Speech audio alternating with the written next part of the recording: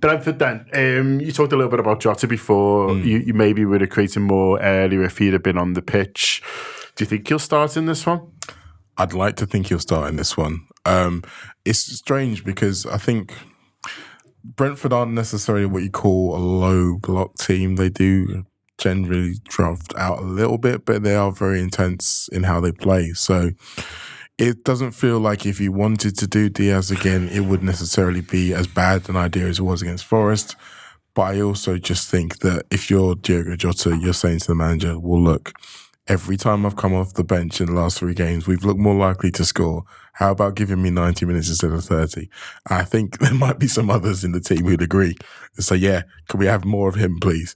So I can see a world where he says, okay, we'll prove it then. Show me why I should be picking you every week. And he goes and he picks him. The interesting thing for me about Brentford is at their home record, because we've spoken about it most of the season, how fantastic they've been at home. They've actually lost 3 and drawn 1 of their last, and they would have lost against City, but they were 2-0 down with 10 minutes to go. So that would have been their 4th consecutive home defeat.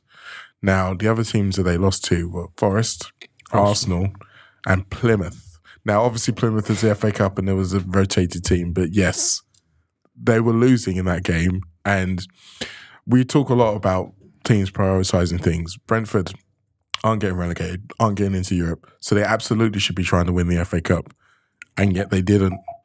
And they allowed Plymouth to go and knock them out. So I think that as much as there may well be a lot of things that say, well, they can come into this game and they can cause us problems because they tend to cause us problems every time we go down there, I don't think that they should be some kind of boogeyman where we think, oh, well, no, well, obviously they're going to cause us problems, because last time we went there, last season, we handled it pretty well. And I think 4-0? 4-0. 4-0. Was it nil? I think it was nil. Yeah. That was the game with the Mad Nunes scoop.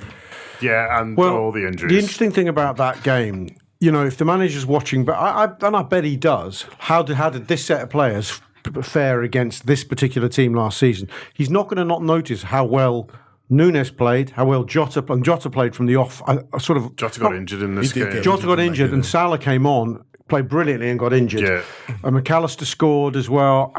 I don't know who was. Did Diaz start? Definitely wouldn't have been Gakpo then, because Salah didn't start in the front 3, so it'd have been Jota, Nunes, and I'm going to guess Diaz, but I don't remember him in the game unless Harvey Elliott played, because it was when Salah was just coming back from injury.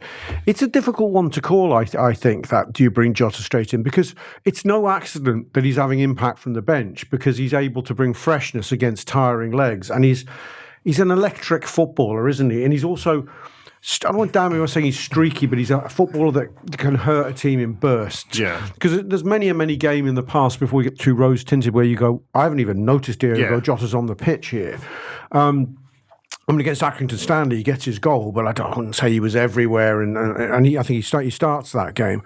So I'm not sure it's compelling to start Diogo or not, but then I don't know. I don't know what I do. I mean, I'm almost tempted. I love Diaz, so I'd probably play him left wing, and I'd play one of Nunes and Jota. And I know a lot of people go, Nunes doesn't get anywhere near a start at the moment. Maybe he doesn't because of confidence, but he certainly gave Brentford a problem. They were fairly high against us, I think, last season, John. They were get him on the back. Yeah, get him on the back, Nunes. Jota got the assist for that as well. He did with the back header, didn't he? Yeah. So I'd be tempted to look at that video and go, I don't know, maybe a bit of Jota, maybe a bit of Nunes, and the rest can figure itself out. It's really hard to call. I suppose if you asked me to bet on it now, I think he might just go Gakpo, Jota, Salah, but I'm not sure I'd do that. Yeah, it's maybe not as straightforward as what we think. You know, you see the striker scoring and come problems, you think starting, but he'll be looking at it, you know, in terms of how they're likely to defend and how we feel we can sort of create chances against them. It's interesting, Arsenal made light work of them, really, and they were perfect in the league, I think, when Arsenal went there and then, you know, turned them over. And so maybe watch the video of that and see how was their approach, where were they finding space, because it is obviously there, and they're a dangerous team, but the 10th, do you know what I mean? And so he'll be looking at it and thinking, well, there'll be ways that we can hurt them. It's just who's best suited to do that.